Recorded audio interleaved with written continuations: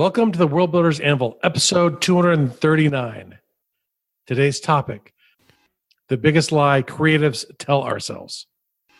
Don't know where to start building your fantasy world? Do you need more? Does it make sense? Forget any worries and become a crafter of imagination.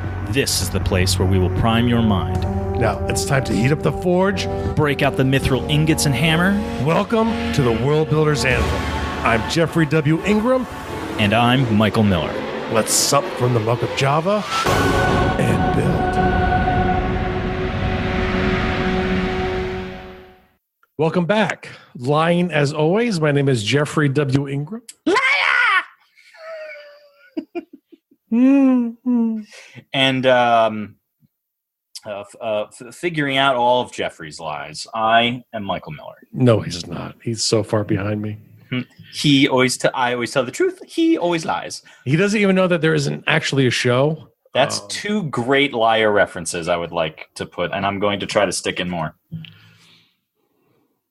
You know, I know you know what the first one was, but what was the second? Liar? Yeah. I have no idea. You don't know what liar! Liar! You don't know what that's from? That's from The Princess Bride. Yes, very good. Carol Kane and The Princess Bride. And what's the other one? I have no idea.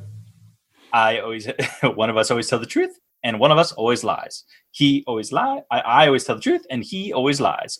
Okay, and I remember the scene. Was it Labyrinth? Labyrinth, very good. Okay. As I say, I could see the scene in my head, but it was getting to it. Should probably have both my headphones on so I can actually hear. Well, when you get as old as you do, sometimes it's hard to find those memories. There's just so much stuff to my brain. There's so much in there. It's hard to catalog it all and recall. Unfortunately, it's a really slow processor. Oh, I've noticed. You're welcome. I appreciate you going slow for me. I do. You go ahead. I was going to get into this, but this one's really like your brainchild. So yeah. So this topic sort of really kind of came up as I just recently found out some bad news of my mother being sick. And I'm not really looking for sympathy here, but it was really just a reminder, and looking back at life and other people who you lose in untimely ways. And when you people pass all of the time. And hopefully at the time of this airs, my mom, hopefully I believe is not passed, but she's terminal at this point, and at some point, unfortunately, will. But she's had a long, very productive, loving life. There are other people who've been in my life, and I'm sure you know people who've died very untimely. Some die in child, as they're being born, and from that point on, people die at every age, and it's heartbreaking and it's telling. And this is why this lie kind of came into my head, because it was in mine for years. As I started working my job and I got married and, I have my real job, finally, and I'm, making money for the first time. And, as a creative, I started pushing a lot of my creativity out at that point. And the thing was, I can get to this later, and when I would come home and have extra time, I would never get around to it because I was kind of burned out. There's always something else to do. Or I play a video game. I'm like, oh, my brain is too spent. I've used up my brain today, and now I must go forth and play Skyrim. Even, Skyrim was only out for a few years before I left my job. But, the simple fact is, it's different kind of brain set, and especially for world building and putting together stories. I could have been doing that the entire time. But I think, this biggest lie that we tell ourselves is that we do have time. And the truth is we probably do, depending on what your age is. Statistically, you probably have more time. But in reality is, if you keep waiting to do something, you might, never get it done, or get done at some point where it's just not as meaningful anymore. Maybe it's someone important to you as past that you would have wanted to share it with. You have to understand, if you have a passion to create if you have a passion to share, even if it's just with family and friends, you need to do it all of the time. And you might not have a lot of time to put towards it. If you're working 40 or more hours a week, you're not going to have the time you did when you were in your teens. You have all of the creative juices there. You could probably create even faster than you could in your teens, but maybe it's an hour or two a week or whatever you can set aside. But you need to use some of that time to create. And, when I was nearing the end of my time in my last real job, I was getting burned out. And the simple fact was, I had pushed this stuff off for so long that I started to go, I'm never going to get to do this. And going, I have time to do this will turn into, I'm never going to have time to do this, which will cause you to become a bitter person, cause you to become angry, and it will cause you to actually, probably not even intentionally, but maybe intentionally, you're going to lash out those closest to you because they're now what's taking up your time. Your family, your friends, your co-workers, they're all going to be seen as this obstacle that is the thing that held you back from achieving what you wanted to do, which was to, write a novel or create a new world for a new game. Whatever it is that you do that you stop doing when you get a real job, make sure you have time to do it. Even if it's only an hour a week, you need an outlet for your creativity, or you're going to burn out, because the biggest lie is that we have time. The truth is we might have time.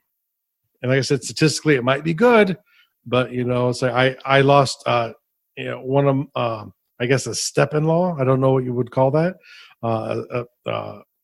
My wife's stepbrother died when he was 18 in a motorcycle accident. It was heartbreaking to witness, even though I had just met the family. I was very new to it, but it's like, he was that untimely death, and it could be you, or it could be the person who you care to share it the most with. Whatever it is, it's so important that you do some creativity and you start sharing it with at least your loved ones, people who can appreciate it, that that will appreciate it. Even if you don't want to become an author, even if you don't want to go out, you can share this stuff with loved ones.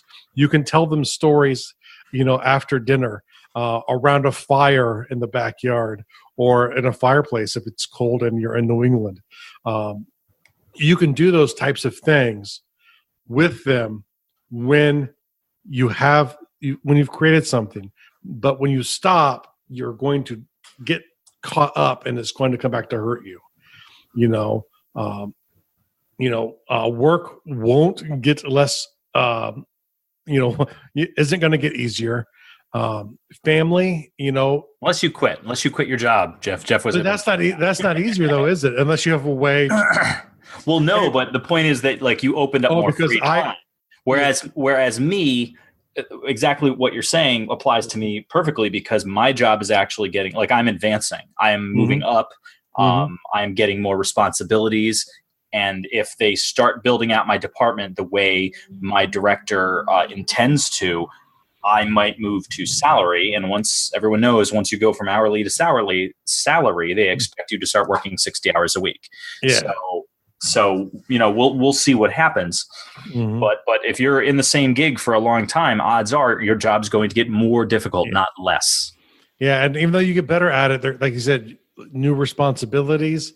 The thing is, but through that, even when I was acting as a product manager for several products, for several online products, I still actually had time. So it was still even a lie at that point. But the thing was, because of the additional stress from the responsibilities, and the fact that it was now, years without productive creativity, it builds up and it pushes you towards this horrible thing called burnout. And I don't know how far away from burnout I was. I was pretty much at the precipice where I would have burned out, and I could have survived at my job. And I have a really strong relationship with my family, and I'm sure I could have worked through it.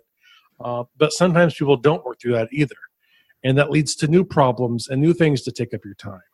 The thing is, when you're a creative person, you know, you need to create and you need to share it with someone. Like I said, it could just be your buddy who you write with, or your buddy who you share pictures that you draw with. You know, it could be close friends. It could be your family. It could be your children. I know we have someone in the Undercroft group who's actually trying to create a role-playing game, sort of, I think, sort of off of like maybe sort of stylized wise off of old school Dungeons and Dragons. System wise is probably very simple because he's trying to come up with a way he can play a role playing game with his young kids, which is a great outlet. But you know, you also get stressed with the family too, and they start feeling it when in your brain, even if you know it's bogus and it's not really their fault that you're not creating anymore. There are going to be times where you kind of lash out. You know, they're called Freudian slips. We all have them, and sometimes you know, with people who you love, a little lash out with someone you love can be very painful because you really know all of the triggers. Mm-hmm. You know all of the things that makes their heart melt, and you know all of the things that ruins their day. Yeah, my when I first got together, I don't know if it's when I first got together with my wife or when I was marrying my wife. My mother-in-law said something to the effect of, "Promise me you'll never hurt her." Mm. And I said, "I cannot promise that. Mm-hmm. I can promise that I'll do my best not to, and I'll do my best to make it right if and when I do." I'm like, but when you're committing to spend the kind of time and be as close as my wife and I are, and the way as close as you should be when you're in a committed relationship, you're going to learn all the little pressure points that make it easy to, when you're in that weakened state of anger and a little lack of control. Mm-hmm. Like if my wife and I get angry at each other, which everybody does. Mm-hmm. If I get real angry, I purposefully shut down. I purposefully exit the conversation, and she'll get mad at me because she'll be like, how come you don't want to talk? And because I am a talker, you might have noticed. a couple hundred episodes of this show. I'm just saying, you may have picked up on it. Yeah, I always thought you were a yapper. I'm not. I don't have a hard time talking about my feelings and getting vulnerable with my feelings with my wife. But if I know that I'm super angry and so angry that I'm on the verge of losing control of it, I will back off. I will remove myself from it because I don't want to say something that she doesn't deserve. I don't want to say something that I know is just a petty comment because I'm super angry. And odds are I'm not even angry at her. I'm just angry in general. So, yeah. Well, I can say too, as a person who suffers from chronic pain, little things over time add up. And sometimes the person's in the wrong place at the wrong time. Sometimes they've layered on that little tipping point that pushes you over the edge to angry. And if you don't have self-control, you're going to lose it. And when things build up over time, it's worse. Now, that's not saying you're going to hit someone. I don't see myself ever doing something like that. But verbally, potentially lashing out. And I try not to, but sometimes I say stuff in a tone that upsets people, and I don't mean to do it. It just happens because I'm human. And the thing is, you need to be honest with yourself and realize that if you're human, you do that type of stuff too. And in psychology, they have these terms called the lover's balm and the hater's bomb. And the thing is, they say the only person that possesses both of those is your significant other. They're the only one who really knows you well enough. And I would assume this would be in an actual committed relationship, not one where you just happen to be with someone. But like Michael says, where you're trying to live your life and be with someone. But yeah, you should know the triggers that put your spouse over the edge. And I do know the ones that push my wife over the edge. And I really try my best to not use them. And she, that's one of the reasons that we have a good relationship is we both are very hard. And we know that the person's upset. We typically go in for a help, and pick up later on. Because, like you said, sometimes you just need that space. Yeah, like the old adage, "Oh, never go to sleep angry." For me, that is bullshit. Sometimes sometimes you're just super angry and you can't let it go that night and you need to sleep it off. For me, that's true. So there's absolutely times where, it's, and again, I make it sound like we argue a lot. We almost never do. We don't argue. Well, this is what we have to be talking about.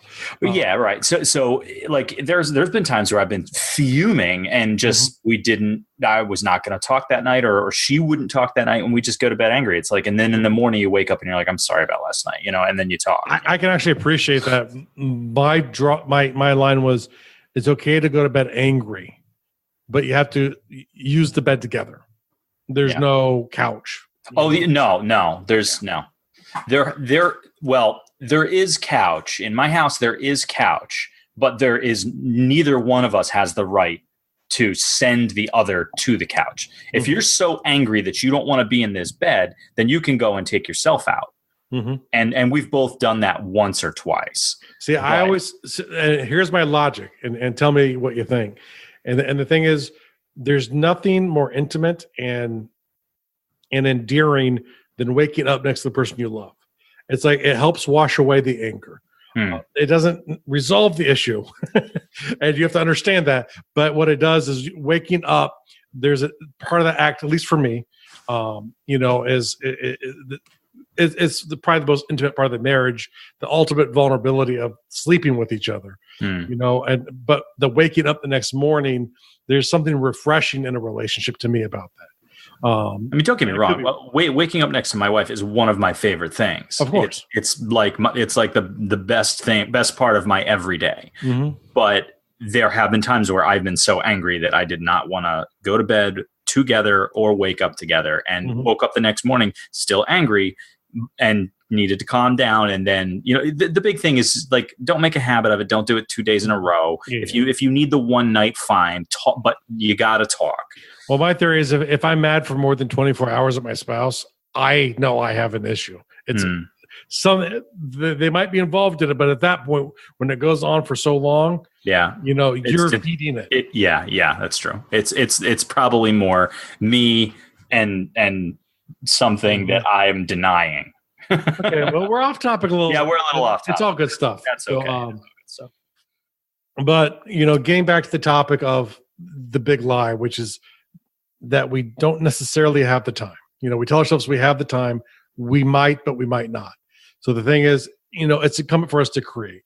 And the truth is, a lot of times people think, well, when I'm saying this type of stuff, I'm talking about becoming an author. I'm not. I don't think everyone should become an author, at least not in the traditional sense of I go and write novels. I think writing's a very important skill for any world builder. About the only type of world builder who I can see where you don't necessarily need to write might be an artist, where you like to visually. That's the way you express. That's how you tell. Yeah. For me, like, a big part of this is just the concept, the basic concept of creation itself. I definitely consider myself a creative. It's not something that I it's not something that I explore as much as I used to. It is something that I want to start exploring more again. But the thing that's cool about creativity is not everything you work on has to be a novel. You can write a paragraph, and not everything has to be shared. Like, I've definitely created way more stuff that I haven't shared than things that I have. Like, I used to, one of my all-time favorite forms of creative expression is photography. For every one really good frame that I have shot that is worth sharing, I have definitely shot 20 to 40 that were not worth sharing. Well, I think, So if you have minimal time, you don't have to sit down and write the next American novel, or European, or wherever you happen to be listening to this. Australia, New Zealand. You can write a paragraph. Like, that's one of the reasons we do some of the exercises we do in the Undercroft, the closed Facebook group, just because if you only got a couple of minutes and you're checking Facebook, but you can throw a little creativity up there, then you can do it, and it helps those juices keep flowing, and it helps you thinking in that mindset, as opposed to getting so far away from it, because you always feel like when you sit down to do something, you need to do something huge. You don't. You can do something little, and it doesn't even need to be in the medium that you are best at or want to do. Like, if you say, oh, well, I want to sit down and I want to write a 5-page story, but you've only got a few minutes and you've only got like, I don't know, like clay, like you're literally locked in a room with some clay. So you've got enough time to make a pinch pot, and then you're going to leave. Like, then make the pinch pot. Do a little something creative. It doesn't have to be your favorite medium. Just do something. And the thing is too, is like talking to one of our friends, Dawn Metcalf. She's one of those people who from a very young age wanted to be an author. Started writing novels probably when she was, I think, one, before she could even write. Very, very, but I mean, if you read her written word, even if the stories aren't perfect, she has good verse. She is such a good storyteller, and I like the way you like such good verse. Like, I love the way she writes. She uses her words pretty, unlike me, and so the thing is, that's impressive. But when I'm talking to her and to a lot of the other authors I've talked to, not every novel they write would they even consider taking it to publication. I mean, the thing is, the act of writing, will improve over time. So if you want to go that way and you get stuck, it's very incumbent to practice storytelling. And to me, that's where most people who I see get stuck are stuck. They're stuck on the story. They blame world building. They blame plot structures. They blame everything. And the simple fact is they won't even sit down and write a short story that is just an action going to something. And that's really all a story is. A novel is just a lot longer. Yeah. There's going to be more scenes. There's going to be more to it, but it's just a storytelling. But you don't have to even storytell. Like Michael said, I will sketch stuff out sometimes. Now the problem is later on I'll go back and look at the pictures and I have no idea what it was. Did you not? You didn't write notes on the picture? I should put words on there to say this is a spaceship, Jeffrey. Oh, okay. Like, what the hell is this crap? I think I've talked about it before. I actually have story ideas that occur to me in my mind as math problems, like literally as an algebra. Yes, absolutely. As like there's a story that I want to write, and I want to show. Like, I actually want to create it as a math problem first, and then write the story as it is skeletally laid out in the math problem. And I know that sounds so strange, but it makes perfect sense to me in my mind. Actually, I happen to know the perfect formula for irony. There's actually a mathematical formula for irony. Really? Mm-hmm. Okay. A squared plus B squared equals C squared. Why is that ironic? Because it's the Pythagorean theorem, for those of you who don't recognize it. Pythagorean actually had a view on life. He was a philosopher and ran a philosophy school. And the irony was he had something where everything had to be, I think, equal. I don't remember his exact philosophy. All I remember is A squared plus B squared plus C squared broke his view of the world. Mm-hmm. It literally is like, I think everything had to be rational, and by its nature, a right triangle is not, or something like that. And so when this is all like right angle trigonometry, right? Yes. He disproved his own theory of life. Mm-hmm. So A squared plus B squared equals C squared has to be the formula for irony. Fair enough. I don't quite, other than the fact that we're both talking about math, I'm not sure how that ties into about math. The thing is, he created a math problem that's ironic because it destroyed his entire philosophical view of the world. Well, I'm trying to create math to tell a creative story, not break the world.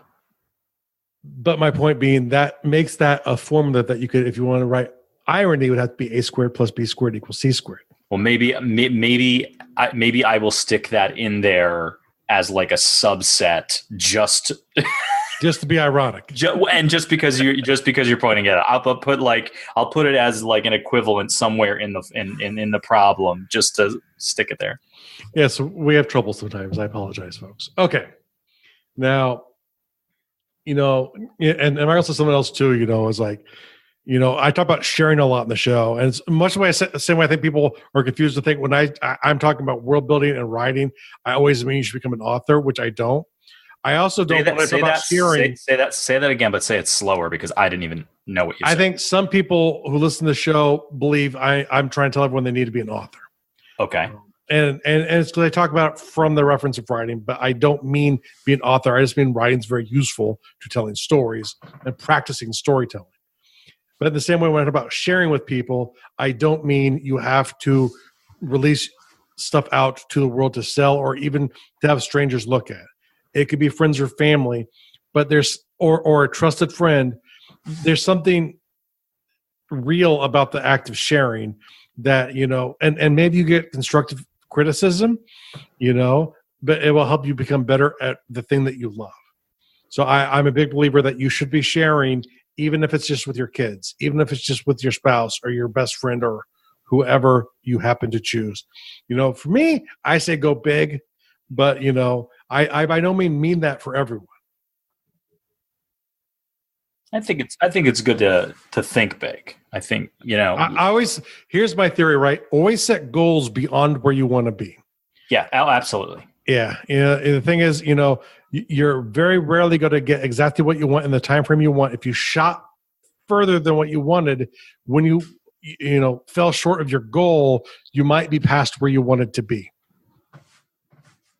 So that's another little philosophical point of the day. Okay, but now I want to give you like 3 real actionable things to take away here. 3 things that you could do today to get going.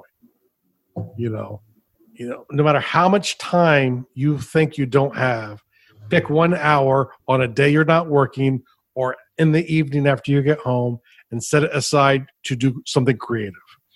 Whether it's from your world building, whether it is world building, whether it's a story, a drawing. You can maybe join Michael in he actually does sculpting of marble or clay. That's not true. That's a total lie. Total lie. That's the second biggest lie. But this episode is about lies. Let's be clear. This episode's about lies. So you're on top. Normally, I don't have a problem with lies, but this is a lie that I think can hurt people in the long run. Oh, absolutely. So this is a lie you don't want to do. Usually, we're fiction writers and we lie. So that's fine. But in this circumstance, this isn't a good one. Yeah, we want you to be an honest liar. But here's the thing I want you to do, right? Pick 1 hour. And I think for most of the people who are in this mindset, if you're 16 or 18, maybe even in college age, you probably don't think this way yet. It's probably once you get through that, or if you go start working like a trade job or something where you're working what they say, quote unquote, a real job is. That's typically when you really start falling into this trap. And it usually starts slow and gets worse as you get older. At least in my experience, it did. And that's completely anecdotal. But I would assume it's true for most people. Once you found that 1 hour to do your creative thing, go to your spouse and strike a deal, or your loved one. Or if you don't have anyone, this should be really easy because you're striking a deal with your freaking self. And if you can't be honest with yourself, that's a problem. But most people, I think at that point, have a significant other or maybe a roommate or whatever. You strike a deal with them to say, hey, I need this 1 hour a week protected so I can do this thing. Usually, most people can see that you're frustrated and not doing what you want to. Most people will want to help you, but I don't want you to stop there because good deal making is always a win-win, right? It's always both sides win. So what you do then is you ask them for an hour that they need protected. And maybe if you have kids together, you take the kids out and you give them an hour, or you're watching the kids at least for the hour and literally taking care of them. But make sure the other people in the house have it. If you have kids, strike a deal where you're spending an hour with them doing something fun. Maybe it's telling the story that you just did. But strike a deal with the people that you live with, especially to make sure that you both can have time to do something that's really important to you. And then you're giving them a real reason to help you out in your time.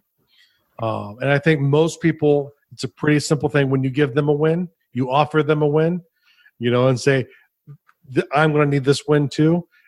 Those become easy deals because both people win. We like winning. We like, I don't want to get into using that word too much today. But now for the real world task for the day. Before we get into that, Michael has to say something. I got a couple of things. So go check out the closed Facebook group, the Fantasy World Builders Undercroft. What is it? Facebook facebook.com/group/undercroft. Mm-hmm. Okay. Good goodness. I think you remember that. I think, yeah, it's been like 2 weeks in a row. I deserve a cookie. Although I can't eat them right now. Not unless these vegan cookies that I have here on my desk. I eat those and only like half of one a day. But I'm losing weight. So okay. I wanted to shout out people who have joined the group. We haven't done shout outs in like a few episodes. True. And we've actually got quite a few. And we have quite a few here. I might be going back a little far, but we'd rather say your name twice than miss it. Right, exactly. We'd rather say your name twice than miss it. So thank you so much for joining the closed Facebook group, and very big welcomes to all of the following. Mm-hmm. Harrison, James, Nathan, Matthew, Paul, Bader, Remy. I've got 2 here. I'm not sure about the enunciation, but I'm going to try. Kaliuch, I think. I'm probably saying that terribly wrong. So if I am, I do apologize. It's Caleuche. Dorissa or Dorissa? Dorissa. You know Dorissa? Actually, I know Dorissa, yes. Okay. Joshua, Kai, Stan, Crystal, Amy, Dan, Gary, John, Nicholas, and Logan. So thank you so much for joining us, everybody. Quite a list. Yeah, Facebook group's getting bigger. It's really nice. There's a lot of activity. Mm-hmm. I put up a story exercise the other day, and a lot of people jumped on it, and they were like, awesome. "Oh, we love doing this. We miss doing this." So I really got to make it a point to be getting at least 1 or 2 things up every week. And that's the good thing. Like typically, I put up 1 thing a day, except for Sunday. It's not for religious. Just I need a day off. And Saturday, it's usually that's like when people can share like their book or whatever they want to share that has a money value attached to it. And the other days are usually questions or and usually trying to figure out what people are doing and then figure out how well they're working at it. And the thing is, like the last couple of weeks, I've been kind of really out of it because my mom's been sick, and but I other people are posting stuff up in the group. It's wonderful. So I mean, even when I slack a little bit, and hey, it's a free group, so fair enough.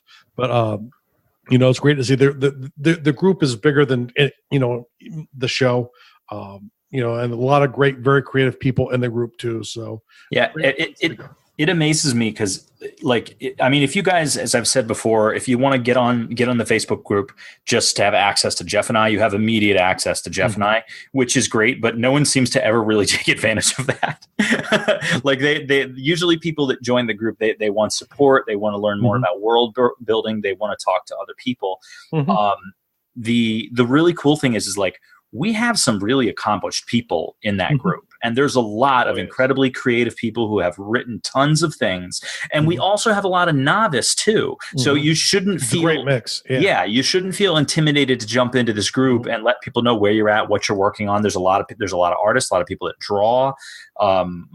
Pretty much everyone is writers to some degree. But we do have a few people that are in comic books. And it's just really cool. Like every now and then we'll have somebody join and I'll find out that they're working on some real serious projects. And I always find that humbling for them to join a group that, has been created off of the show. So yes, it is an honor. And so now for the real world task. Go ahead. I'm good. Okay.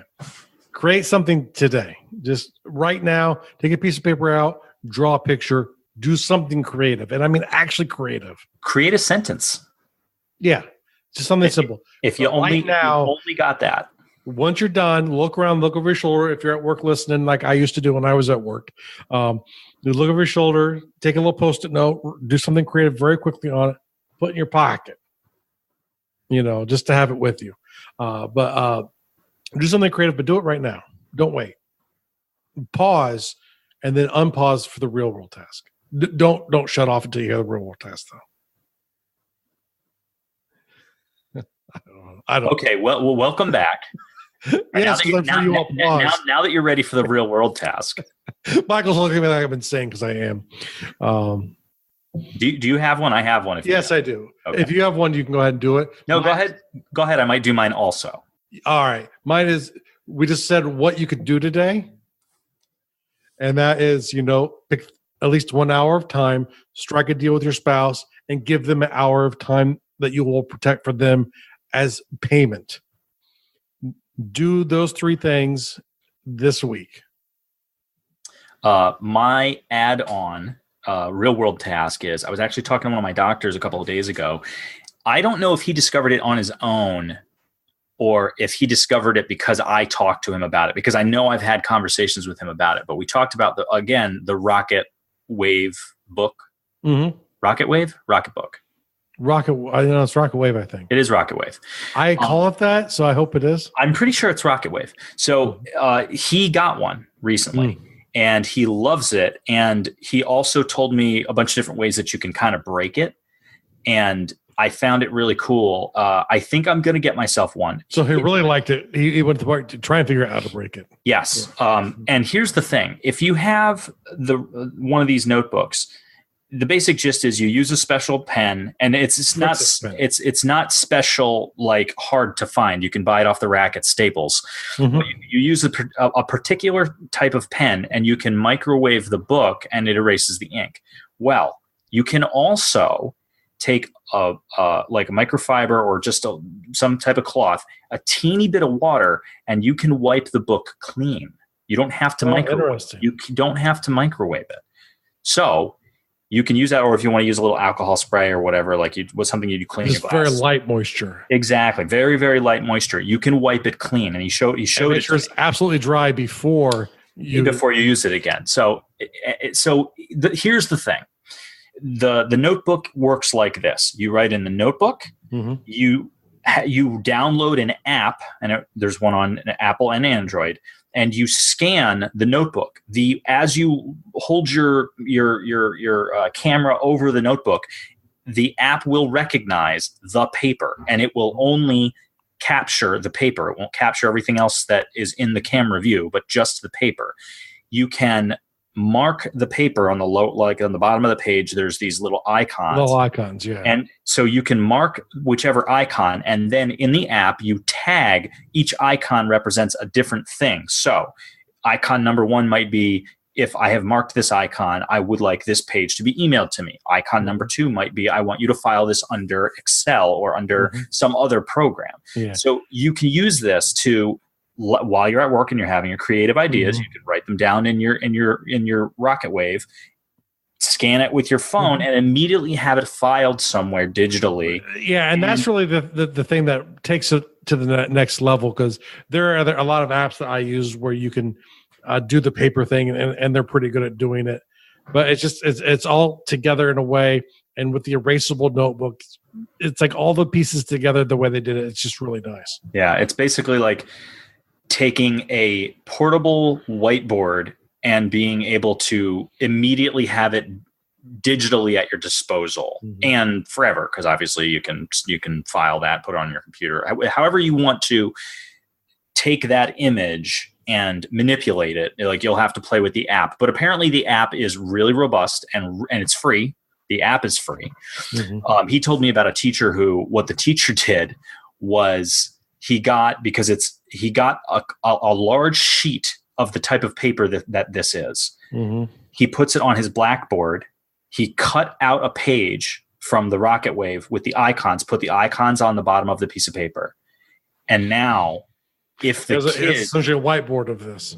Now, if he's writing notes and the kids in the class want to take the notes, they come up with their app. Oh, that's awesome. I have to tell my wife that. She'll love that. And they capture what he has written, and they can tag the bottom however they want to, because put it to whatever location they want, and they have all the notes. And then he just erases it, and that's that. Awesome. So that's just one way people are breaking this notebook, but it is really I highly encourage you to actually buy the product. It's not an expensive product. It's just a notebook. I think the small one's like 13. I think the medium sized one's like 20, and the regular full 8x11 I think is like 30. Buy the notebook. The app is free. You could buy the app and probably come up with a way to just do it for free, but buy the notebook. I bought like a pack of those pens, but they're colored. So like I have like 5 or 6 different colors I can use. I like different colors, and when I do that kind of stuff, so the people that created this created a really fantastic product. I believe in supporting innovation, and this is one of those things that if it makes organizing some aspect of your life, it might not be your world building aspect. Like I actually think I'm going to use it for work. I might use it for play.